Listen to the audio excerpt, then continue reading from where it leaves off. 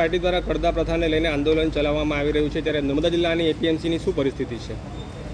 આજે નર્મદા જિલ્લામાં 5 એપીએમસીઓ છે અને ઝીનો પણ ઘણી બધી આવેલી છે. ત્યાં ભારતીય જનતા પાર્ટી અને કોંગ્રેસના નેતાઓ જે વર્ષોથી અહીંયા ગાડી શાસન કરે છે, પણ તેમ છતાં પણ આજે એ લોકો ખેડૂતોની ચિંતા કરતા નથી. આજે ખેડૂતો પોતાની રજૂઆતો કરવા જાય તો એમને તમે આ બોટાદમાં ઘટના જુઓ, તમે ત્યાં ગાડી હળદર ગામ ખાતે એક શાંતિપૂર્ણ રીતે એક પંચાયત સભાનું આયોજન થઈ રહ્યું હતું. ત્યાં ખેડૂતો પોતાના હકની વાતો કરી રહ્યા હતા, ત્યારે આજે પોલીસ પ્રશાસનને આગળ કરીને એમની પર લાઠીચાર્જ કરવામાં આવ્યો. પ્રેસ મીડિયાના મિત્રો હતા, એ એક મહિલા જોડે પણ એમની જોડે ઘર્ષણ કરવામાં આવ્યું અને ત્યાં ગાડી ઘસેડીને એ ખેડૂતોને લઈ જાય છે.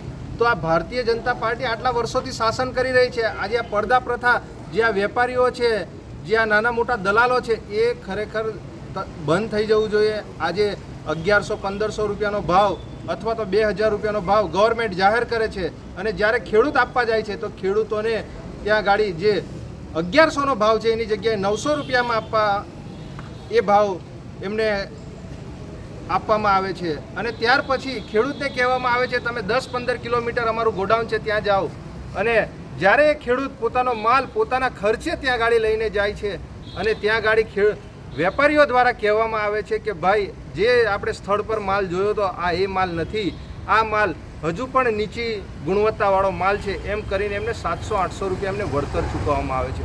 તેમ છતાં પણ જે ખેડૂત જગતનો તાત કહેવાય એ બિચારો દરેક વસ્તુ સહન કરી કોઈ દિવસ સરકાર સામે એ અવાજ નથી ઉઠાવતો, નથી આંગળી ઉઠાવતો, પણ તેમ છતાં આજે એનું ખૂબ મોટા પ્રમાણમાં શોષણ કરવામાં આવી રહ્યું છે. ત્યારે આજે ખેડૂત અવાજ ઉઠાવે છે પોતાનો, તો એમને ડિટેન કરી દેવામાં આવે છે, એમની પર ખોટી એફઆઈઆરો કરવામાં આવે છે, એમની પર લાઠીચાર્જ કરવામાં આવે છે. આ વસ્તુ સહન કરી શકાય નહીં. ફક્ત આજે આમ આદમી પાર્ટી આજે અવાજ ઉઠાવે છે તો ભાજપની પેટમાં આજે ક્યાંક ને ક્યાંક આજે આ તેલ રેડાઈ રહ્યું છે. પણ અહીંયા ગાડી ગુજરાતમાં આટલી બધી દરેક તાલુકા કક્ષાએ એપીએમસીઓ છે, ત્યાં ભારતીય જનતા પાર્ટી અને કોંગ્રેસના નેતાઓ ચૂંટાઈને ત્યાં પ્રતિનિધિત્વ કરે છે, પણ એ લોકો ફક્ત ચા નાસ્તો અને ત્યાં ભજીયા ખાવા માટે જાય છે.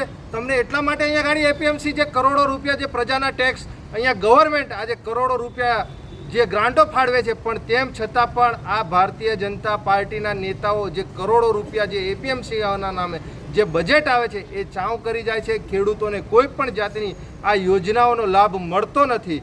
એટલે આ કડદા પ્રથા જે નર્મદા જિલ્લામાં હોય કે સમગ્ર ગુજરાતમાં હોય, ભારતીય જનતા પાર્ટીની સરકાર છે, આ તાત્કાલિક ધોરણે બંધ થવું જોઈએ. જો આ બંધ નહીં થાય તો આવનારા દિવસોમાં આમ આદમી પાર્ટી સમગ્ર ગુજરાતની જેટલી પણ એપીએમસીઓ છે ખેડૂતોને સાથે રાખી અને હંમેશા ખેડૂતોના ખડે પગે ઊભી રહી ખેડૂતોને ન્યાય અપાવશે. અને આ સરકાર સામે જ્યાં અવાજ ઉઠાવવાનો થશે અવાજ ઉઠાવશે, ખોટા કેસ કરશે તો ખોટા કેસો પણ અમે એક્સેપ્ટ કરી લઈશું, અને ગોળીબાર કરવામાં આવશે તો અમે પહેલાં આમ આદમી પાર્ટીના તમામ ગુજરાતના સૈનિકો ગોળી ખાવા પણ તૈયાર છે. પણ ભારતીય જનતા પાર્ટી જે 30-35 વર્ષથી જે આ ખેડૂતો સાથે અન્યાય કરે છે એ આવનારા દિવસોમાં બિલકુલ ચલવી નહીં લેવાય.